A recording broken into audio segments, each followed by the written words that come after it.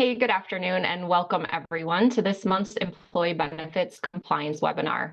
I am Jenny Badeau with AssurexGlobal, and thank you for joining me here today. Today, we will hear from the BenefitComply team with a very timely regulatory review and legislative update. Before we get into today's content, I'd like to hear from you, our audience, and we're going to start with a polling question. You'll see that come up on your screen here. We'd like to ask you, as you're looking toward next year, what are your company's strategies for its medical plan or plans? You can select all that apply from the options you see on your screen. As you are submitting your selections, I'd like to extend a special thank you to your local insurance benefits advisors and consultants who are partners of AssurexGlobal for making today's webinar possible. And we do welcome your questions today. If you have any questions at any time throughout the presentation, please submit those over to us via the Q&A function at the bottom of your screen. And we do record these sessions. A link to the recording will be available early next week from the benefits advisor who invited you here today. And I will drop a link to the presentation slides in the chat section here in just a couple of minutes if you'd like to look at the slides and follow along. And I am going to wait just a few moments for the poll responses to continue to come in. And I will mention too, we have asked this question actually for the last several years, and it's always interesting to see how these responses change over time. We have seen a notable shift in responses, particularly in a couple of these areas over the years. I will mention that maintain or decrease the employee contribution has always been the top response here. But last year, we saw 39% of respondents indicated this is something they were going to implement, compared to a high of 84% that we saw in 2022. Certainly, a number of factors play into that. But again, it's always interesting to see how those responses shift. And a sneak peek as those final responses come in, it looks like that is the top response again this year, and a notable uptick from last year's 39% is what it's looking like. I'll give it just a second here and I'll share those results out with you. Okay. So you should see now the results from the poll here on the screen. That maintain or decrease employee contribution, still the top response, up quite a bit from last year, up to 71%. Fairly even mix of the other responses, although almost 30% of you are looking to change your medical carrier to achieve those cost savings. So as always, we really appreciate your responses to these polls. I will give you a heads up. There will be a couple of polls actually right in the heart of our presentation today, and I will have one poll during my closing comments as well. But for now, let's get into it. I'd like to welcome from the BenefitComply team, Regan Debin, Principal, and Amanda Olam, Consultant. So Regan and Amanda, I will turn things over to you. Thanks, Jenny, and thanks for joining us, everyone. Seems appropriate. We often try and do a fall webinar that is kind of a catch-up of regulatory and legislative activity, and of course, even more so because we've got the elections just around the corner, both Congress and presidential election this year. And then just in the last couple of weeks, we have gotten a bunch of regulations and updates from the agencies. So this ended up just really being an appropriate topic for this month's webinar. We are going to first just kind of talk about the elections, some of the predictions, and how that could potentially impact some of the legislation and regulatory activity that we see through the end of this year as well as into next year. And then we'll go through and touch on some of the key regulatory, primarily regulatory, from the agency's guidance and changes during 2024. And then wrap things up today by showing you some of the proposed legislation that we're watching. Amanda's going to be watching kind of the Q&A as we go through today, so please feel free to send in your comments, send in your questions, and we'll try and get to as many of those as possible as we're going through the content today. But with that, let's first talk about the 2024 elections. First of all, obviously lots of us watching and wondering what's going to happen with the presidential election. Will we stay Democratic? Will there be a change to Republican power? Obviously, the platforms that they're standing on and in the different things that they'd like to push forward as far as their agenda would certainly impact the types of things that we see both in Congress and regulatory action going forward. But want to remind you that the president, one of the things that they have the ability to do is appoint the heads of the different administrative agencies. So when we're thinking about the departments that matter for group health plan benefits, like the Department of Labor, the Internal Revenue Service, the Department of Health and Human Services, and thinking about how they interpret and enforce the different laws that are passed by Congress, the president is responsible for appointing the heads of those and monitoring the direction that those agencies take. So clearly, a switch in parties could impact the way the rules and things that interpret the different laws that we follow, how we're expected to comply with those things. And so watching that, we've certainly seen that as we've seen a switch from Republican to Democratic and vice versa, that we'll have a bunch of rules that are put into place, and within a year of the new president stepping up and appointing new heads of the agencies, really rolling back or switching some of the interpretations on those rules. So that's kind of what I wanted to say as far as the presidential election itself. Not more importantly, but the other piece that plays into this hugely is Congress, and being able to pass the legislation that we follow. So it all starts with the statutes, and then we have the agencies interpreting those statutes and letting us know how to follow those. As we've seen, because this is the current picture of Congress, the House of Representatives and Senate, you can see that the Republicans are in the lead, but not by a huge majority. And so what happens then is it makes it more difficult to pass legislation unless there is truly bipartisan support. And because what happens with a lot of the legislation is they throw in lots of different pieces into a particular bill, they may even have bipartisan support on some or a majority of what's in that potential bill. But then if there are certain kind of sticking points where they can't come to alignment, it makes it really difficult to pass that legislation. And that's a lot of what we've been seeing happen over the last couple years. Importantly, as we look at some of the predictions for what they're thinking for 2024, it doesn't look like that's likely to change. A lot of the different tools that were kind of aggregated to come up with this particular model, they're guessing again that Republicans may come out ahead, but not by a huge majority, again, just by a few seats. And the same thing for the Senate. Republicans coming out ahead, but again, just by a couple seats. So certainly more power on the Republican side in Congress, but again, as we're thinking about the number of votes that's needed to pass different legislation, whether it's around healthcare or what we're doing with our group health plan benefits or otherwise, it's hard to think that we're going to see a significant amount of additional legislation over the next couple of years based on the makeup of Congress. So that brings us to a really important Supreme Court decision that happened this summer. And before we kind of jump into some of the regulatory updates, I think it's really important to understand the potential impact the Supreme Court decision could have on that, changing the administrative power that we're used to.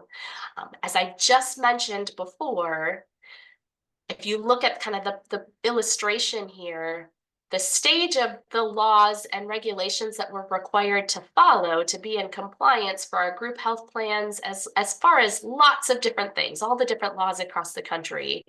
Congress is the first step where they get to set forth laws and statutes.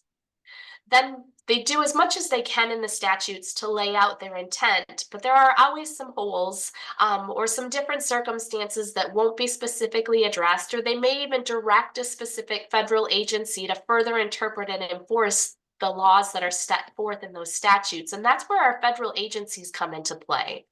So when we have things that are put in place, whether it's under ERISA or HIPAA 125, the ACA, where they're further setting forth those laws via statute, then the appropriate agencies step in and interpret those statutes, and they give us lots of different definitions. They give us lots more detail as to what we need to do to comply, and they ultimately take responsibility in most cases for enforcing those requirements for our group health plans, monitoring and doing audits and checking into participant claims if they may come up, and making sure that we're following, and then they're enforcing penalties where appropriate.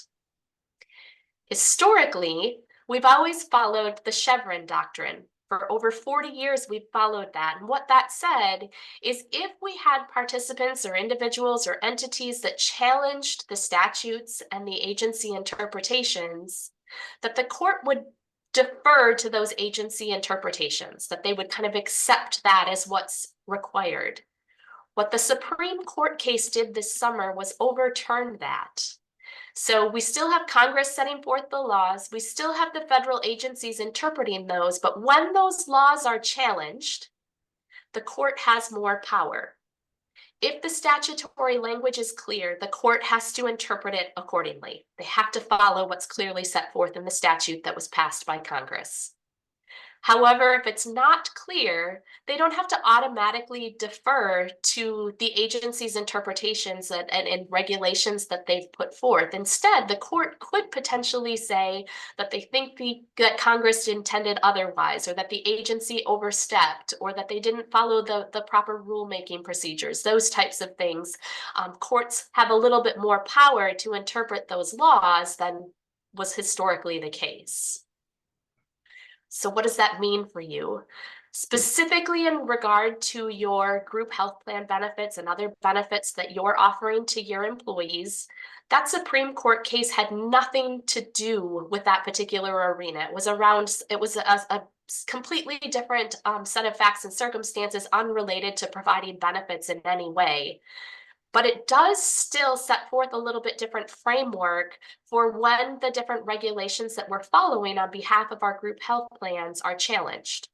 So I gave a bunch of examples here where the mental health parity rules, the Section 1557 non-discrimination rules as implemented under the ACA, the EEOC wellness rules that are tied to fairly having wellness programs that don't violate the Americans with Disabilities Act, as well as the Section 4980H rules or the employer mandate. Those are all originally set in statute. So the framework for all of those different rules we see in statute.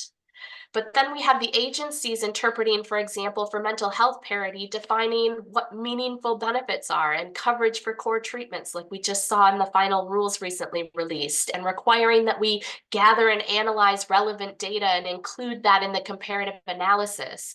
That's all added to the existing structure that's set forth in statute, but is added completely by the agency's interpretation and rules. Under 1557 non-discrimination rules, for example, on the basis of sex has been interpreted a couple different ways. We just got final rules on that. I believe it was last year, or it may have even been earlier this year. That is already being challenged in the courts. And we've seen some injunctions put in place saying that's not how we should be interpreting on the basis of sex. That's not what Congress meant. The EEOC wellness rules, as far as what we treat as a voluntary medical examination that's not violating the ADA protections, we don't have anything in the statute itself addressing how we apply those rules to wellness programs. That is solely based on what the EEOC has put forth in regulations. And then finally, the 4980H rules in the statute itself, it defines full-time as averaging 30 or more hours per week. But then it's all agency interpretation that says you can use the monthly measurement method or the look-back measurement method and defines what all we need to include and count as an hour of service. All of those things are added detail that the agencies have given us via regulations. Oh. What does that mean for you as employers? Actually, today, it doesn't mean anything. You have to continue to follow the laws. You have to continue to follow the regulations that are put in place via agency interpretations. And we have to watch and see what happens as some of these different things are challenged. And the court decisions, because they're at different levels, some of them are going to have a nationwide effect, and they're going to put a national injunction in place saying that we don't have to follow a particular, maybe even just a piece of what the agency's interpreted. Some of them are going to be at the circuit level, just for kind of an area of the country. Some are going to be state level injunctions. Some of their decisions might not have any broader impact other than for the particular individuals that are involved in the case. Over time, what this could potentially mean is that it makes it a little bit confusing with the different things that are being challenged and different injunctions that are being put in place for us as employers and plan sponsors of your group health plans to understand where we have to follow certain rules and where we don't. What we will really need at that point is further congressional action. If there's kind of debate across the country as to what these different things should mean, how they should be interpreted, we need Congress then to pass further clarification via law to let us know what their intent truly was. The only problem with that is that certainly can take a long time. And second, as I just talked about before, and so these two topics kind of feed into each other, the elections and then this Supreme Court decision, if we have a Congress that's pretty divided, passing additional legislation to address some of these things that are being debated may be difficult. Mm-hmm. I think potentially over time we may see that the statutes are just written differently. Not only is it going to take longer just because of the makeup, I think, of the different parties, and like you said, it's hard to get agreement and things passed. It may take longer just because they potentially may have to provide a lot more detail just on the first try. So at least hopefully, right? Right. And to that end, I think that's a great point that, how we write the statutes themselves may change, but also the efforts that the agencies go through. Typically there's, what we'll see is notice for comments. They'll take all of that feedback, they'll write proposed rules, then we'll get another comment period, and then they'll finalize those rules, going through that process, and ultimately kind of some of the leaps that they take in their interpretations. I think we already saw some of that in the mental health parity rules that we just got last week. Perhaps being a little bit more cautious in some of their interpretations and the amount of justification that they give for some of their different decisions. So we may see it change that as well. I think that's definitely fair given the length of those mental health parity regulations when they came out. Right. So with all of that in place, now we'd like to start talking about some of these regulations that matter to many of you as employer plan sponsors. The first thing that we want to touch on is Medicare Part D creditable coverage. And this is not new. This whole conversation that we're going to have right now, we are discussing requirements that have been in place for a long time. The reason why we're talking about this a lot this year is that Congress passed, via the Inflation Reduction Act, lots of changes to try and address the cost of prescription drugs and also to address the coverage that's provided more broadly via Medicare.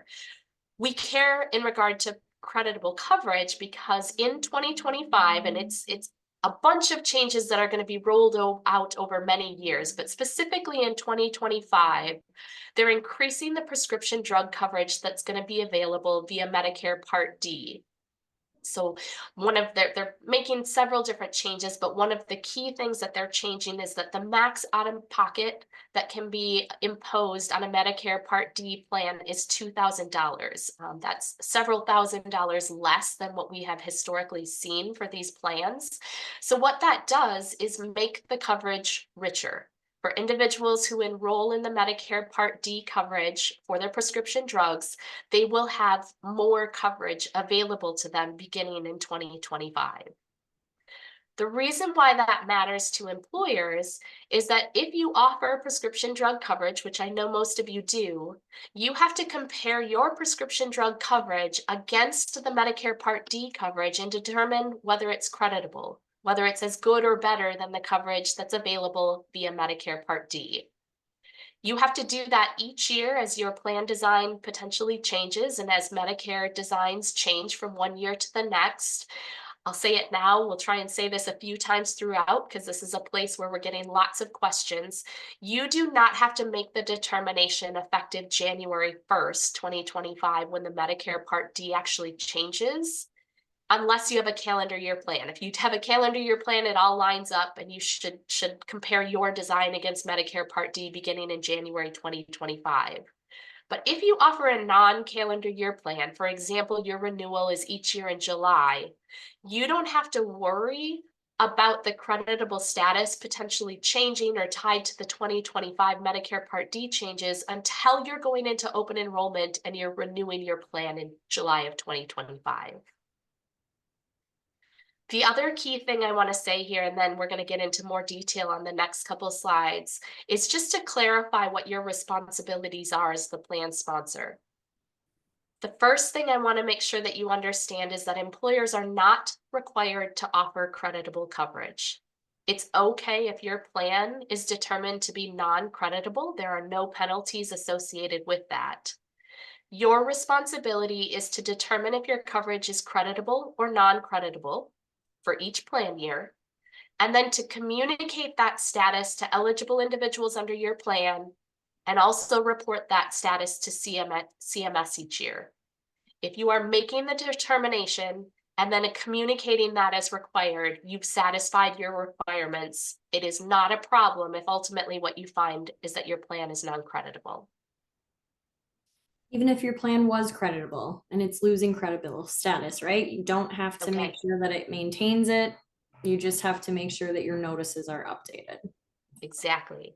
So just want to reiterate again, what is creditable coverage? What does that mean? And we use it for different purposes. We have a different kind of meaning behind creditable coverage when we're talking about Medicare Part B than we do Medicare Part D. Here we are focused very specifically on Medicare Part D because that's the prescription drug part of Medicare, and comparing it against the prescription drug coverage that you offer via your group health plan or as an add-on to your group medical plan. When we say a plan is creditable, it means that the value, the actuarial value of that prescription drug coverage is as good or better than the actuarial value of the coverage that's available via Medicare Part D. So as Medicare Part D, that coverage continues to increase, even if you don't make any changes in your plan design, that could potentially change your creditable status because it's not keeping up with the increased coverage via Medicare Part D. That's the possibility. That's what's being communicated in a lot of the headlines as they're communicating about these changes that are coming for Medicare Part D in 2025. So then the next question, of course, that we get asked is, well, how do I even determine creditable coverage? We know that you as employers are not capable of doing the actuarial determination, or I should say most of you don't have that actuary background to be able to do that. In a lot of cases, the carrier for a fully insured plan or a TPA for a self-funded plan is going to provide creditable coverage status. They're going to let you know as your plan's renewing that they've determined your plan to be creditable or non-creditable. And if they're giving you that information, you are safe to rely on that. If the carrier doesn't timely provide it, or you have a TPA for your self-funded plan that doesn't offer that, they let you know, we can't do that for you, we can't determine creditable coverage status, then it is your responsibility as the employer to either apply the simplified method or obtain an actuarial determination. You have two different choices to determine creditable status to make sure that you figure out whether your plan should be treated as creditable or non-creditable for the upcoming plan year. We're going to talk about that more in just a moment. But then just understanding, why does this matter? Why is this so important for employers to determine the creditable coverage status of their plans?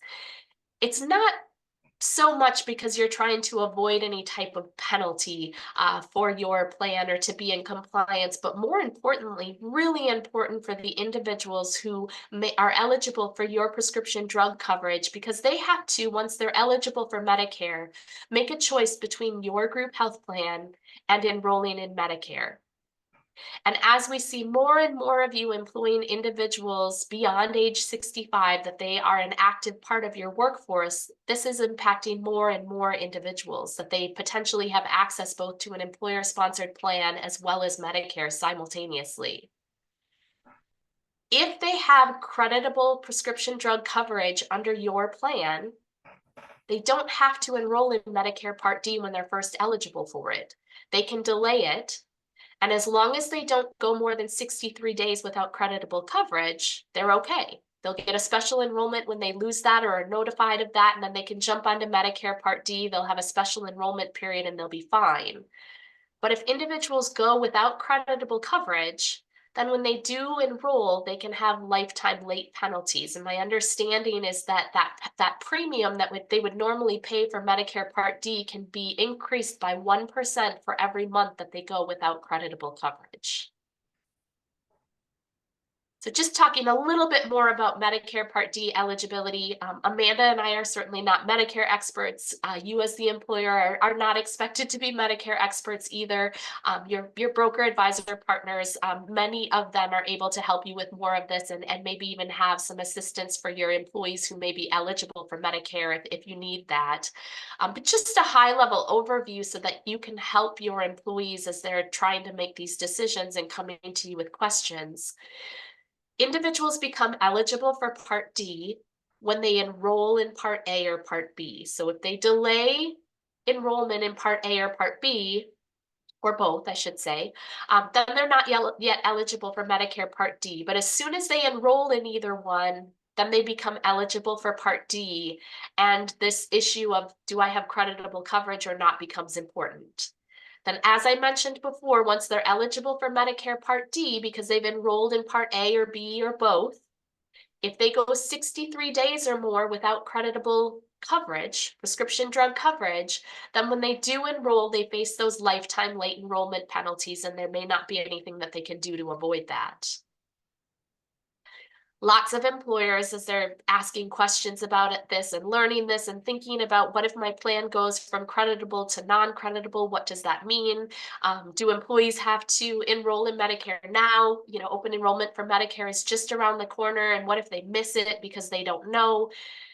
It's okay. When your plan renews, if it's currently creditable, and you ultimately find in 2025 or a later year that your plan status changes from creditable to non-creditable, when they actually lose creditable coverage or receive your notice letting them know that they're losing creditable coverage, they have a 2-month special enrollment period. And then as long as they take advantage of that and enroll within that 2 months, they won't face those late enrollment penalties. And that's where your job becomes so important, to make this determination and making sure that you're communicating it so that these employees can understand their options and take advantage of these special enrollment periods when that's appropriate, or make sure that they're enrolling in Medicare Part D if the coverage that you currently provide is not creditable. We just got a question. This is a great question. And it kind of goes to what we were just talking about, right? The difference between being eligible for Part D versus being eligible for Part A or B. So the question was, if they defer enrollment in Medicare A or B, will they be penalized for not having creditable coverage? Or is it only when they enroll in A or B? So I think the second part of the question is there only late enrollee penalties applicable to Part D? There are also late enrollee penalties that can be applicable to the other parts. That is going to be dependent on if they have essentially active employee coverage. If you have COBRA coverage or retiree coverage, that won't be considered credible for those purposes. But remember, we have a different eligibility we're looking at. It's generally 65 or disability for parts A and B. And then once you are eligible for those and then enrolled in those, then we get to creditable for Part D. And that's where we get into this actual actuarial determination. We don't have that on the Part A and B side. So simple. It's no wonder we have individuals with lots of questions when they become eligible for Medicare. Exactly. Really important to make sure that you're sending them to get more assistance with that, whether it's through your broker partner arrangement who invited you here today, or if you've got another resource available. Again, as you have more and more employees who are, but older and potentially eligible for both Medicare as well as your employer plan, not having to be an expert on that, just having a resource where you can get them more information is ideal. So I wanted to just go through the steps again real quickly. Remember, you don't have to offer creditable coverage. You just have to make that determination. And so your first step should be to reach out to your carrier or TPA as your plan is renewing in 2025 and see if they can give you that status. If they can, then you just jump down to step 3. If they can't give you that status in a timely basis, and you need to get the notices out, you need to report to CMS, then you do have to either use the simplified method or obtain an actuarial determination. The actuarial determination, you have to get an actuary involved. So you'd have to hire an actuary to do that determination for you. But the good news is we've got this simplified method that the CMS offered. They put it into place back in 2009. Originally, we thought that was going away in 2025. That's what their draft instructions indicated as part of the Medicare changes. But they rolled that back. When we got their final instructions, they said, we heard you. There was a lot of objection to taking that away and not offering an alternative to the actuarial determination. And they said, you can have it for another year. You can still use the simplified method for 2025. We're going to take a closer look at this and see if we're going to let you use it for 2026 and beyond. The reason why that's really important is there's just 4 criteria that you have to meet for the simplified method versus doing a full actuarial determination. Still may require a tool or a vendor to help you apply that simplified method. But that simplified method is not directly tied to the Medicare plan design. So you have to offer, for example, generic and brand coverage. You have to offer reasonable access to pharmacies. You have to be careful around some of the requirements on your annual lifetime limits if you have those, or your benefit maximums.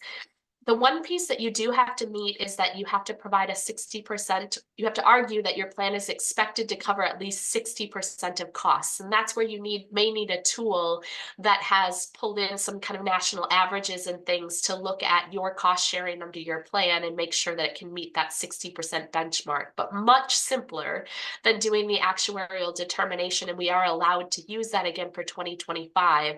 In fact, that we're allowed to use the simplified method again in 2025. Originally, we thought many plans were going to go from creditable to non-creditable in 2025 based on these changes.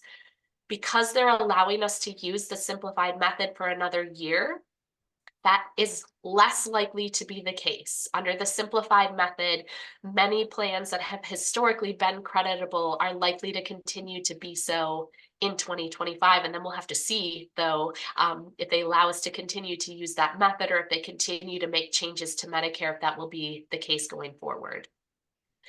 You can use the simplified method as long as you're not taking advantage of the retiree drug subsidy. If you offer retiree coverage and you're taking advantage of the retiree drug subsidy, you have to get an actuarial determination of status. But many of you, that's not the case. You may not even be offering retiree coverage, or even if you are, you might not be taking advantage of that retiree drug subsidy. As long as you are not taking advantage of the retiree drug subsidy, you can use the simplified method to determine whether your plan is creditable or not.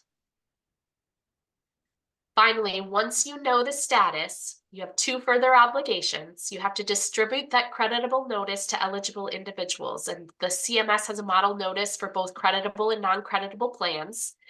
You technically only have to provide that to Medicare eligible individuals, but because you're not always going to know when you have spouses or dependents or individuals who are eligible for Medicare based on a disability, you're not always going to know. And so what we recommend is that you provide that notice to all eligible individuals. Provide that when they're first eligible, and then make sure that you're providing it annually thereafter. Then the last thing that you have to do is within 60 days of the beginning of your plan year, you have to report creditable status to CMS. So you go online, they have a form that gets filled out, put in information about plans, or if you offer multiple plans, each of those plans indicate whether they're all creditable or non-creditable, or if there's mix of both. They ask you a few questions about how many Medicare eligible individuals you think might be eligible for your coverage, and then you call it a day. It's actually pretty quick as long as you have your plan information available. But I point this out because this often gets missed and forgotten by employers. The carriers and TPAs are typically not reporting this status to CMS on behalf of your plan. So this is something that you as the employer probably have to handle. We always get asked if there's a penalty if you have missed it for prior years. There is not. But when we think about, we just talked about, right, the agencies that are enforcing these rules and doing audits, I think this is just a good thing to make sure we are checking off. If we are ever audited by any of the agencies, we get to show kind of a clean bill of health on that side. I think they're just going to have kind of a sunnier disposition towards us in general, right? Right. And individuals really needing this information to make those decisions is the key piece. That does wrap up kind of our discussion, our overview on the creditable coverage requirements. We do have a couple poll questions if you would be willing to respond to these. I know we're asking some questions about 2025, realizing that some of you might still be making decisions about your 2025 plan designs, especially if you have a non-calendar year plan or still waiting on status determinations from a carrier or TPA, or potentially looking at using a vendor to do that. But wanting to understand kind of what you're expecting as far as creditable status and any potential changes between 24 and 25. And then also, if you know who you're relying on to help with that creditable determination.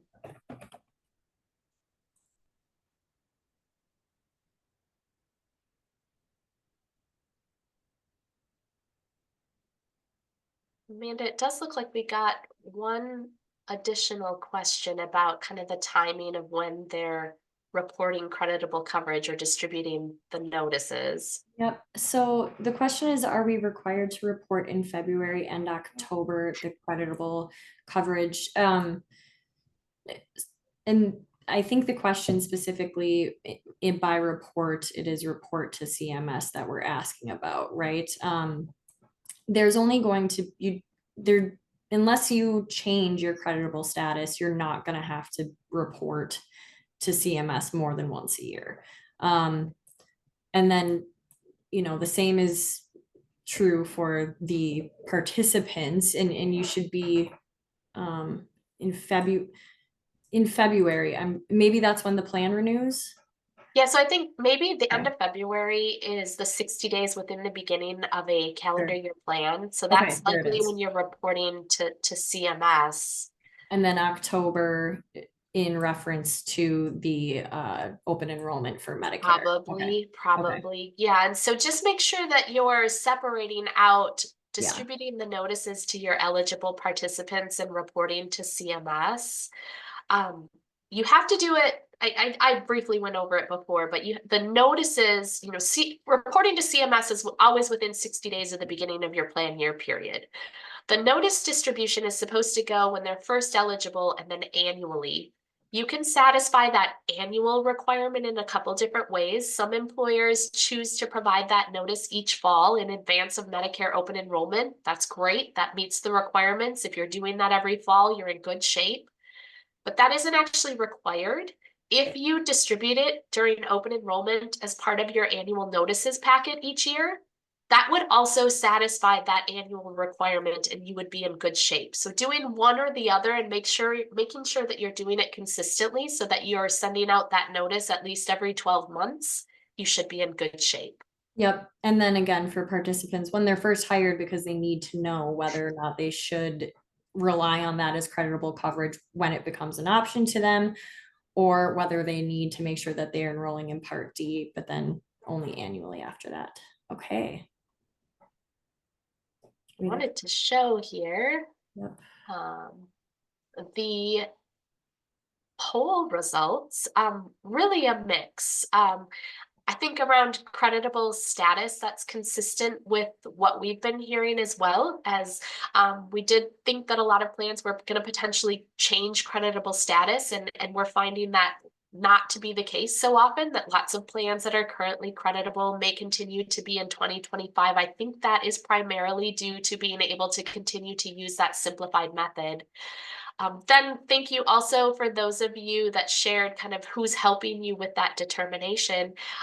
Looks like lots of you are relying on your benefits broker who invited you here today, that they're assisting with that, either helping you get that from your carrier or TPA, or potentially providing some tools in the background to help you with that creditable determination, which is great.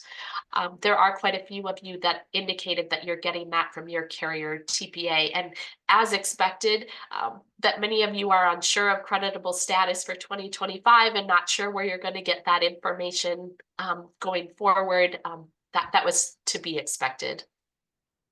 But thank you for participating in that. All right, jumping into the next section, this is going to be a very high level overview. We were joking earlier, but we just over a week ago received over 500 pages of regulations from the agencies, further interpreting what we're required to be doing to comply with the mental health parity rules that have been in place for over a decade. And so I wanted to start with just an overview of the requirements here, because these haven't changed. The framework that we've got in place and that was put in place over a decade ago is still, for the most part, the framework that we're working within, although the comparative analysis was added a couple years ago. So here's what we have to do at a very high level under these rules. For group health plans who offer mental health or substance use disorder benefits, which many of your group health plans do, you have to make sure that those benefits and coverage for those benefits is being provided in parity, that it's as good or better than the coverage that's available for medical surgical benefits. That's kind of the purpose of these rules. Then another requirement is that when the claims are being processed around these types of benefits, if they are being denied or limited, we have to provide notices that are specific to these types of claims, providing further information about why those are being denied and the process for denying those, that type of thing.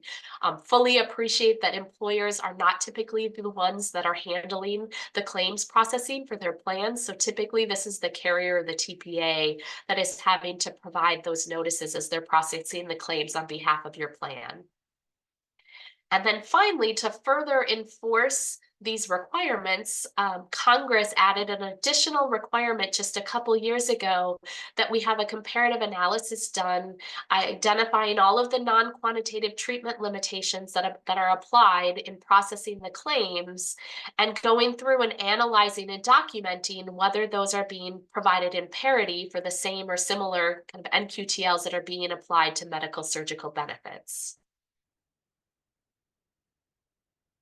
Just a little bit more of an overview of these requirements. I'm going to skip over on the left. We've got 3 categories that make up kind of how we apply the parity rules.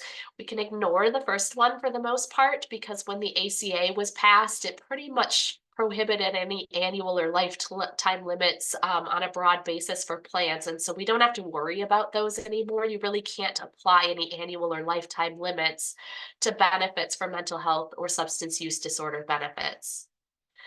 But we do have lots of things under our plan that would fall into what we call financial requirements, quantitative treatment limitations, and non-quantitative treatment limitations. And any of those that are imposed on mental health or substance use disorder benefits have to be comparable to or no more restrictive than the ones that we're applying to medical surgical benefits. When we do that analysis, the circle on the right is the 6 different classifications. We have to take all of the different benefits under the plan, put them into one of the buckets, and then we look at the different limitations and requirements that are imposed on the different benefits within that classification, and have to make sure that the parity rules are being followed. Again, this framework existed before and is going to continue to exist going forward. And they're just adding additional kind of clarification and requirements and enforcement efforts around making sure that this is happening. So what's new in the final rules? They delayed it a year for some portions of the new rules, and this is one of the pieces, but we are required to now provide meaningful benefits for any mental health condition or disorder or substance use disorder that's covered under the plan. That means that when you're providing meaningful benefits, that we have to provide coverage for what is considered to be a core treatment for that particular condition or disorder. This is where we might see some of the more of the plan design changes going into 2026. They give an example of autism in the regs, and they talk about how lots of plans provide diagnostic coverage and some of the initial coverage that may go along with autism once diagnosed. But that not all of the plans are providing core treatment for the condition once it's actually diagnosed. And then that's not in compliance. That's not providing meaningful benefits as required here under these new requirements. That's just one particular condition that they gave an example of. It will be necessary to take a look at the plan more broadly and make sure that meaningful benefits are being provided for all mental health conditions or disorders or substance use disorders by the plan. The next change, and there's been the most confusion around assessing parity for the non-quantitative treatment limitations, or NQTLs, as they're often referred to. Again, this was already a requirement. They're just kind of further enhancing and clarifying what they need us to do around these. They did delay some of this, again, these changes to 2026. So we've got another year to kind of sort through this and bring our plans into compliance. The biggest piece here that they added was the second bullet point around design and application, where we're figuring out what NQTLs are appropriate to apply and ultimately how they're being administered. We can't rely on discriminatory factors or evidentiary standards in designing those NQTLs. And then the other piece that they added, and this is probably the more significant portion, is that plans are going to be required to collect and evaluate relevant data and look at what's happening with these NQTLs in operation, and are they materially restricting access to care more so than for medical surgical benefits. And if what they find after collecting and analyzing the data is that yes, it looked okay when we were first looking at it on paper as far as parity requirements, but when we look at how it's actually impacting access to coverage, it's really restricting coverage to mental health care, for example, that the plan would have to take reasonable action to be able to address those differences. We're going to have to collect that data, and then that's also going to be part of final piece that the rules really focus on, the comparative analysis. They did delay until 2026. That relevant data that's collected and analyzed needs to show up in the comparative analysis, but not until 2026. But already today, we're required to have complete comparative analyses in place, and these are the required content pieces that are supposed to be part of that analysis. So the only thing that we don't have to do in 2025 for these analyses is to collect and analyze that relevant data. That can be pushed out one more year. One thing that is brand new that is going into effect right away, it was not delayed until 2026, was around a certification. If your plan is subject to ERISA, that your plan fiduciaries have to, as part of a complete analysis, certify not necessarily full compliance, because you won't always know that. You have lots of service providers and vendors that are helping you to design your plan and ultimately administer the plan, but that you've gone through due diligence and you prudently selected the service providers in connection with your plan and to do this comparative analysis on your behalf, that you've gone through the comparative analysis that was prepared and kind of have a general understanding and ask questions and are ready to take action where appropriate.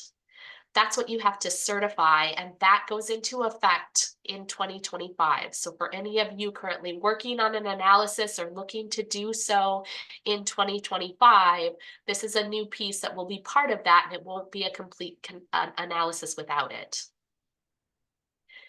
As I mentioned already, this is already a requirement. It's not something that you proactively report or send anywhere or distribute to plan participants, but it is something that the agencies can ask for.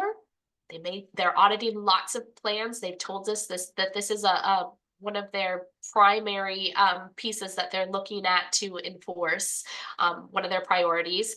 You also could be asked for it by a plan participant. For example, if their claims are being denied and they're asking for documentation around why and what the plan terms say and how you're ultimately processing these types of claims, the comparative analysis would be a piece of what they could request.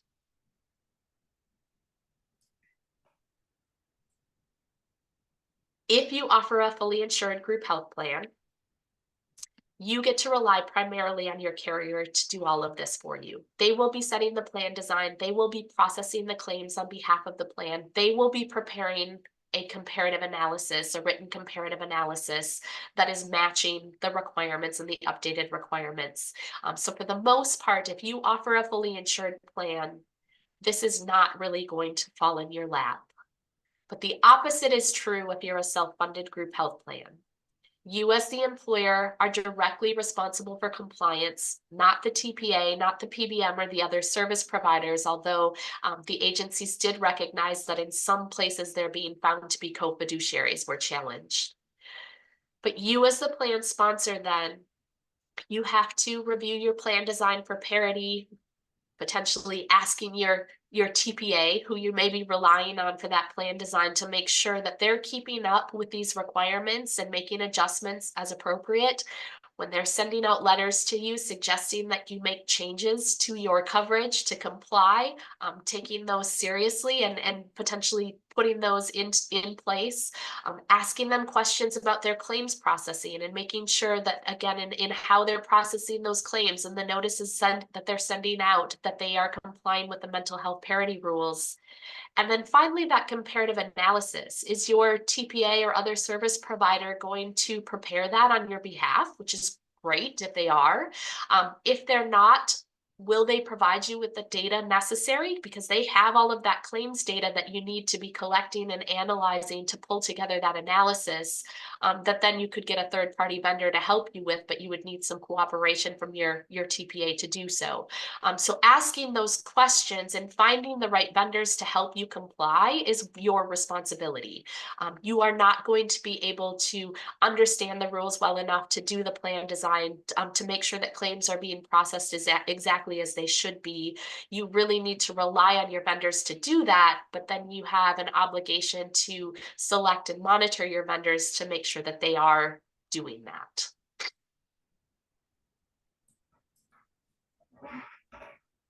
All right. For the last bit here, we'll lighten things up a bit and go through just kind of at a high level some of the other requirements. We did get some additional restrictions around how we can use protected health information, or PHI, that might be related to reproductive health care. So just a quick reminder, when we talk about PHI, it's information that you're obtaining from your group health plan. Normally, we can use or disclose that information for treatment, payment, and healthcare operations.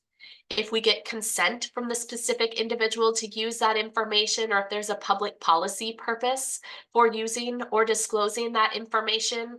That third one is the one that we want to focus on here, the public policy disclosures. Those are going to be more limited going forward when the PHI is potentially related to reproductive health care. If you are asked for PHI that you think might be related to reproductive health care, fully realizing that this is more often going to perhaps be asked of providers and not necessarily of you as the employer plan sponsor of a group health plan, but just in case it would come up, you have to obtain a valid attestation before releasing that information. And they did give us a model attestation form to use for this purpose. And ultimately, if you don't get that attestation, or you don't think that the attestation meets the requirements, even if you've got a subpoena from law enforcement or a court order or otherwise, that information is not being released unless this valid attestation requirement is satisfied first. This change does require you to update your HIPAA policies and procedures around these public policy uses and disclosures, and make sure that the appropriate people are trained on these new changes. That requirement to adopt those changes and make sure that you're operating your plan accordingly go into effect just around the corner at the end of 2024. We also expect to get an updated notice of privacy practices to address these additional restrictions around PHI that's related to reproductive health care. That model notice we don't have yet, likely sometime next year. We're required to begin using that new notice of privacy practices when we're distributing to people when they first enroll. And then, of course, typically it's part of your annual notices packet that will be available and must be required in February of 2026. We also just recently got the 2025 affordability percentage. I think that was just over a week ago. So now we can start making plans for our 2025 plan years. For those of you who are small employers, you do not have to offer affordable coverage. But if you are an applicable large employer with 50 or more full-time equivalents, you are required to offer affordable coverage to avoid potential penalties under 4980HB. That percentage went up this year, 8.39% in 2024 to 9.02% for 2025. The one thing I want to point out is that percentage is what we use if you're using one of the safe harbors, the FPL rate of pay or Form W-2 safe harbor. It also applies based on when your plan renews. So if you are a non-calendar year plan, again, I'll use a July as an example. July of 2025 is when you would start using the 9.02%.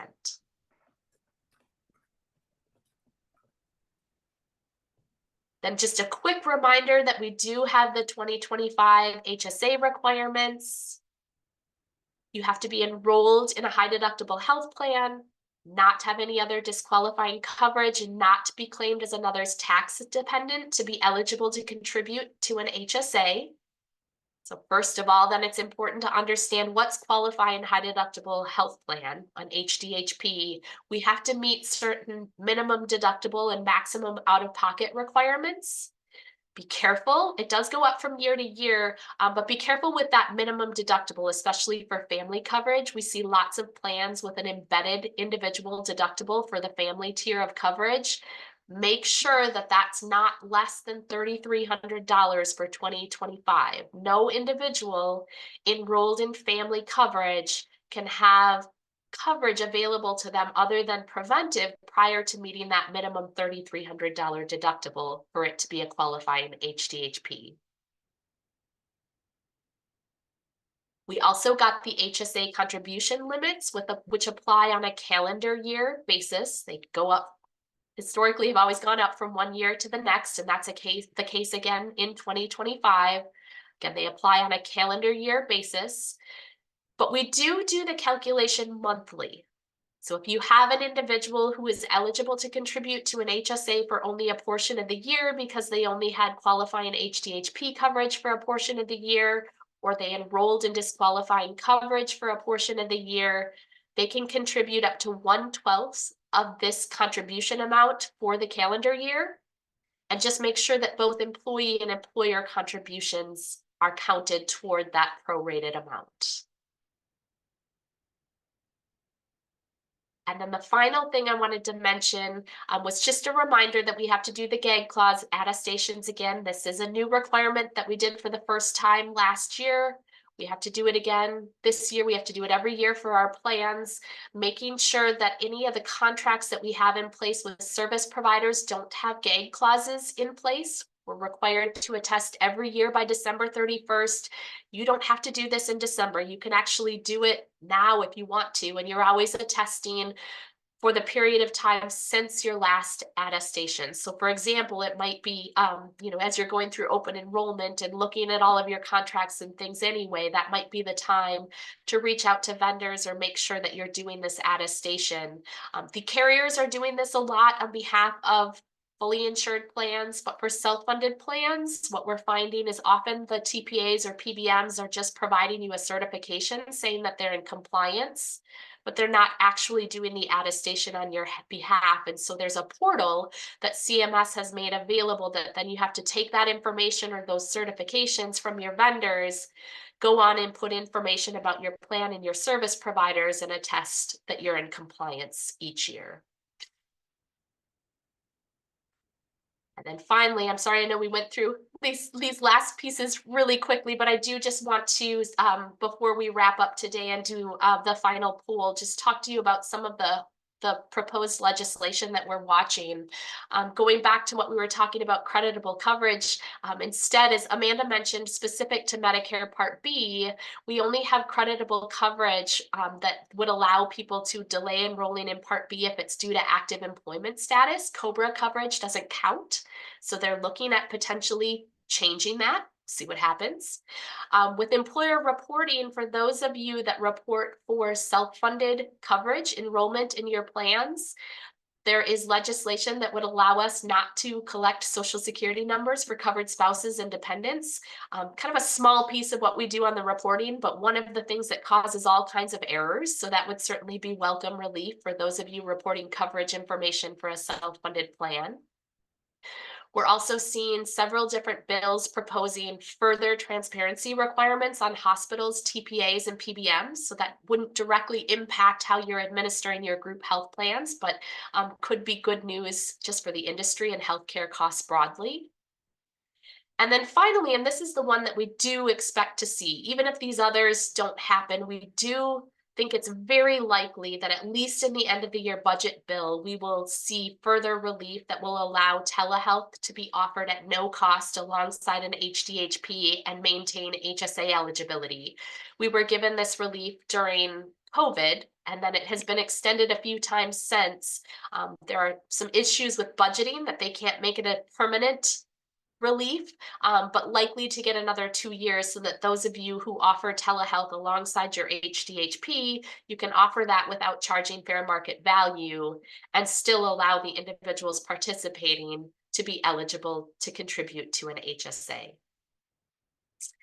So with that, Jenny, I know we need to turn it back over to you. I'm sorry, we're just at the top of the hour, but wanted to do kind of a final wrap up and poll. Thank you, all of you. Thank you, Greg. Again, thank you, Amanda. You all covered just an absolute ton of content today. Very, very much appreciate that.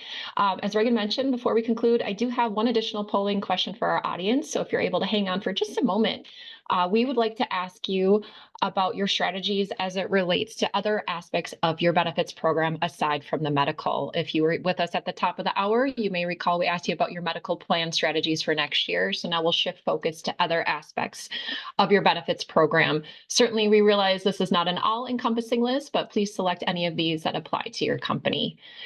And as you do submit those responses, I will remind you that we did record today's session. So if you would like to revisit the session or share it with a colleague, a link to the recording will be available early next week from that benefits advisor who invited you here today. They will also have a copy of the presentation slides if you didn't have a chance to grab those already.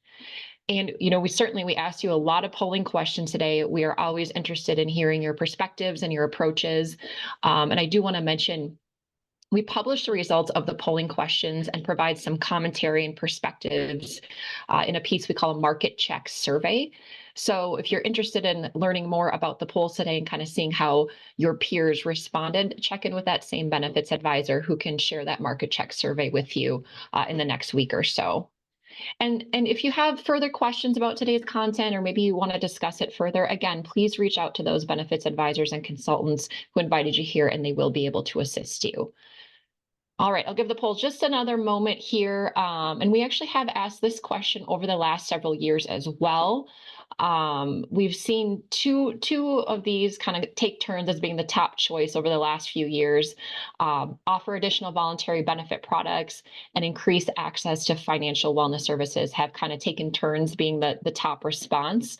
Last year, it was offer additional voluntary products.